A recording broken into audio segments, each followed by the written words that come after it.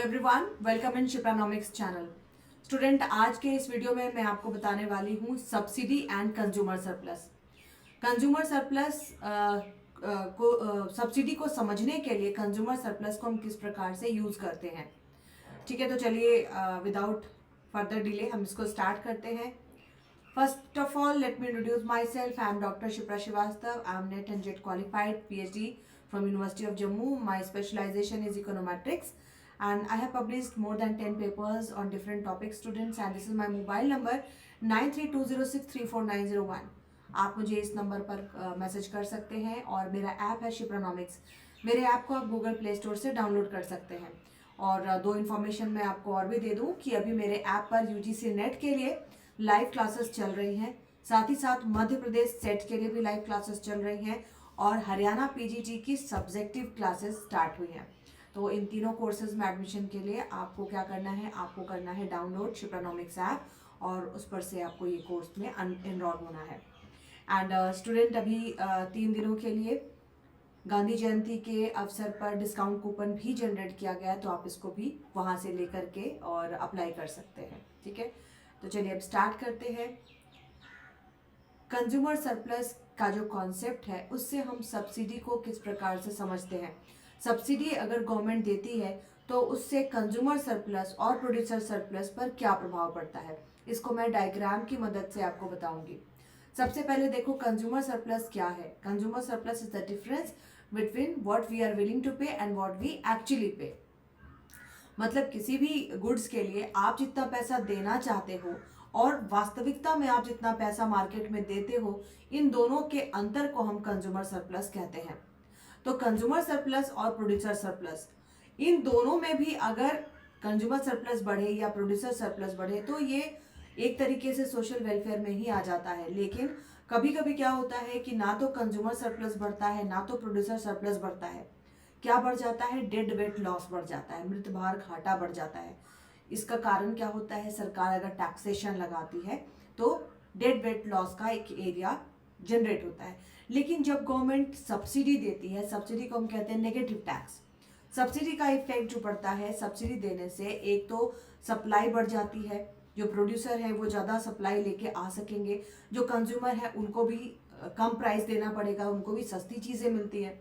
तो सब्सिडी लगाने से कंज्यूमर सरप्लस भी बढ़ता है और प्रोड्यूसर सरप्लस भी बढ़ता है। इसमें डेड वेट लॉस का कॉन्सेप्ट नहीं होता। तो ये कॉन्सेप्ट बिल्कुल ध्यान में रखिएगा कि जब टैक्सेशन लगाया जाता है तब डेड वेट लॉस आता है। जब टैक्सेशन नहीं लगाया जाता, सब्सिडी लगाई जाती है, तो डेड वेट लॉस या मृत भार घाटा नहीं प्राप्त होता, बल्कि कंज्यूमर सरप्लस और प्रोड्यूसर सरप्लस दोनों बढ़ते हैं। अब चलिए मैं इसको एक डायग्राम की मदद से आपको बताऊं। सबसे पहले एक बड़ा सा एक डायग्राम मैं ले लेती हूँ। ये बहुत ही इंपॉर्टेंट कॉन्सेप्ट है स्टूडेंट, क्योंकि इससे एग्जाम में सवाल कैसे आते हैं, बिल्कुल आपको ग्राफ बेस्ड सवाल आते हैं, पहचान करने के लिए दिया जाता है और मैं बहुत ही कम समय में इसको आपको समझा दूंगी। सबसे पहले हम यहाँ से लेते हैं डिमांड लाइन।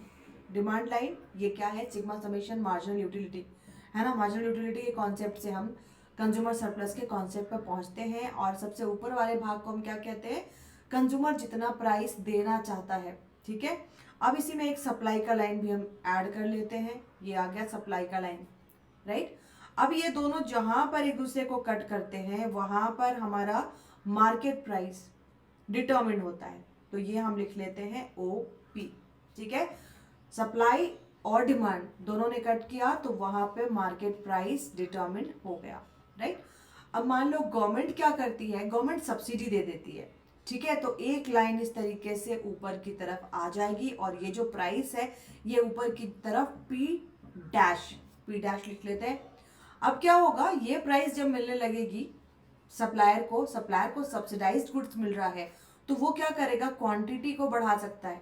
तो पहले क्वांटिटी OQ थी, अभी बढ़ी हुई क्वांटिटी वो क्या कर सकता है? OQ1 लेके आ सकता है ना। सब्सिडी कई रूप में मिलता है। अगर एग्रीकल्चर सेक्टर में देखो तो जितने फार्मर्स होते हैं उनको subsidised electricity, subsidised fertiliser, subsidised seeds मिलते हैं। तो सब्सिडी देने से कॉस्ट ऑफ प्रोडक्शन भी, उस पर भी असर पड़ता है। तो यहाँ पर देखो जो क्वांटिटी है वो बढ़ जा रही है। अब यहाँ पर जो पहले का कंज्यूमर सरप्लस था पहले का कंज्यूमर सरप्लस और अभी के कंज्यूमर सरप्लस में क्या अंतर आया है, इसको हम डायग्राम में देखेंगे। और पहले का प्रोड्यूसर सरप्लस और अभी के प्रोड्यूसर सरप्लस में क्या अंतर है। जब सब्सिडी नहीं दी गई थी तब का कंज्यूमर सरप्लस कौन सा एरिया था, ये ऊपर वाला एरिया वॉज कंज्यूमर सरप्लस का एरिया, तो इसको हम CS लिख लेते हैं।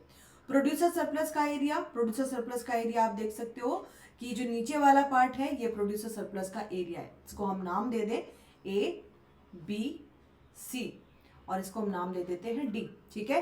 तो जब सब्सिडी नहीं लगाई गई थी तो कंज्यूमर सरप्लस का एरिया था P, C और B, है ना, ये बड़ा सा एरिया कंज्यूमर सरप्लस का था।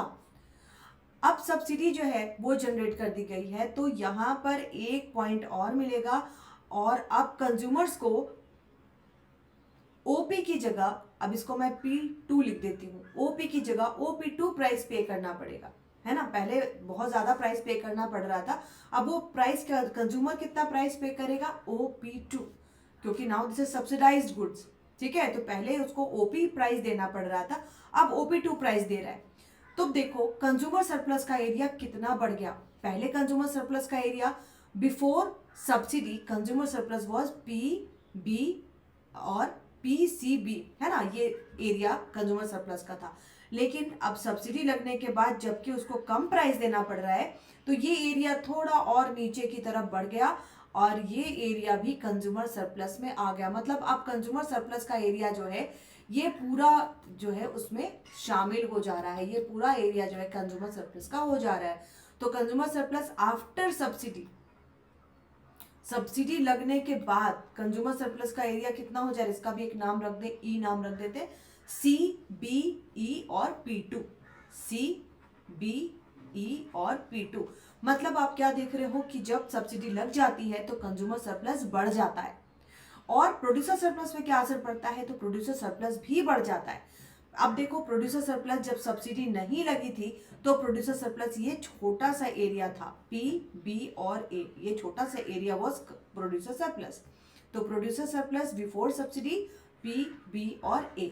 अब प्रोड्यूसर सरप्लस बढ़ गया, कैसे बढ़ गया, क्योंकि अब ये OP डैश प्राइस वो लेगा तो यहां से ये जो एरिया है ऊपर की तरफ इतना बढ़ गया।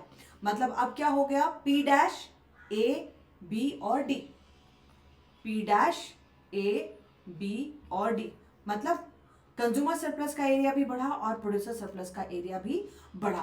तो इससे टेक अवे क्या है, एग्जाम के लिए क्या पॉइंट आते हैं कि जब गवर्नमेंट के द्वारा सब्सिडी लगाई जाती है तो सब्सिडी को हम नेगेटिव टैक्स बोलते हैं। मतलब सब्सिडी लगाने से कंज्यूमर सरप्लस में भी इंक्रीमेंट होता है और प्रोड्यूसर सरप्लस में भी इंक्रीमेंट होता है, जो मैंने अभी आपको ग्राफ से दिखाया है, ठीक है। और इसमें डेड वेट लॉस का कॉन्सेप्ट नहीं है। और अगर आपको एग्जाम में पहचानने के लिए कहा जाता है कि सब्सिडी का बेनिफिट, गेन फ्रॉम सब्सिडी का एरिया, तो ये जो पूरा एरिया है DE, इसको हम कहेंगे गेन फ्रॉम सब्सिडी, ठीक है। तो आई होप आपको ये बहुत अच्छे से समझ में आया होगा। तो ये पूरा एरिया जो है ये गेन फ्रॉम सब्सिडी है और 3 चीजें आपने इसमें याद रखनी है। इसमें सोशल वेलफेयर भी बढ़ता है क्योंकि प्रोड्यूसर सरप्लस बढ़ रहा है, कंज्यूमर सरप्लस बढ़ रहा है, डेड वेट लॉस नहीं आ रहा। डेड वेट लॉस क्या होता है कि वो ऐसा एरिया है ना तो कंज्यूमर के पास जाता है, ना तो प्रोड्यूसर के पास जाता है, ना ही गवर्नमेंट के पास जाता है। जब हम टैक्सेशन की बात करते हैं, जब टैक्स लगता है तब हम उसको देखते हैं, ठीक है। तो आई होप मैंने इसको बहुत ही अच्छे से क्लियर कर दिया है और ये इस पर बहुत कम वीडियो बनाई गई है सब्सिडी पर। बट सब्सिडी को माइक्रो इकोनॉमिक्स में हम ग्राफ से लेकर के चलते हैं कि सब्सिडी को कंज्यूमर सरप्लस जो है, कंज्यूमर सरप्लस का कॉन्सेप्ट हमें सब्सिडी के इम्पैक्ट को भी समझने में मदद करता है। That's all for today, bye bye, have a nice day.